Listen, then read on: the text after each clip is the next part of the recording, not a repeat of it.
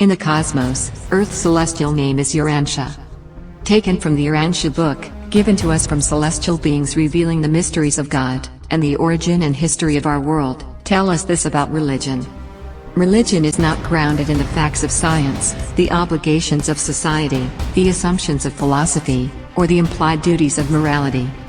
Religion is an independent realm of human response to life situations and is unfailingly exhibited at all stages of human development which are post-moral.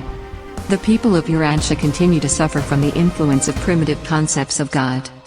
The barbarous idea of appeasing an angry God, of propitiating an offended Lord, of winning the favor of deity through sacrifices and penance and even by the shedding of blood, represents a religion wholly puerile and primitive, a philosophy unworthy of an enlightened age of science and truth. Such beliefs are utterly repulsive to the celestial beings and the divine rulers who serve and reign in the universes. It is an affront to God to believe, hold, or teach that innocent blood must be shed in order to win his favor or to divert the fictitious divine wrath. The morality of the religions of evolution drives men forward in the God quest by the motive power of fear. The religions of revelation allure men to seek for a God of love because they crave to become like him. But religion is not merely a passive feeling of absolute dependence and surety of survival. It is a living and dynamic experience of divinity attainment predicated on humanity's service. The great and immediate service of true religion is the establishment of an enduring unity in human experience, a lasting peace and a profound assurance. With primitive man, even polytheism is a relative unification of the evolving concept of deity. Polytheism is monotheism in the making. Sooner or later, God is destined to be comprehended as the reality of values, the substance of meanings, and the life of truth. God is not only the determiner of destiny. He is man's eternal destination. All non-religious human activities seek to bend the universe to the distorting service of self.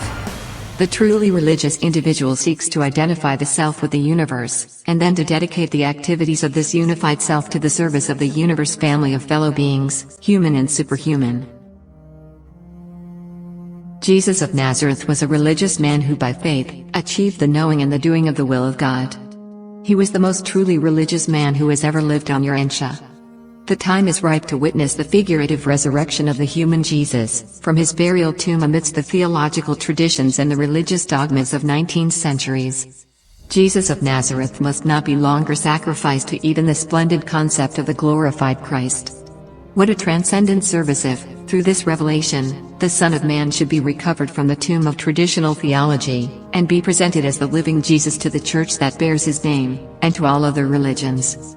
Surely the Christian fellowship of believers will not hesitate to make such adjustments of faith, and of practices of living, as will enable it to follow after the Master, in the demonstration of his real life of religious devotion to the doing of his Father's will, and of consecration to the unselfish service of man.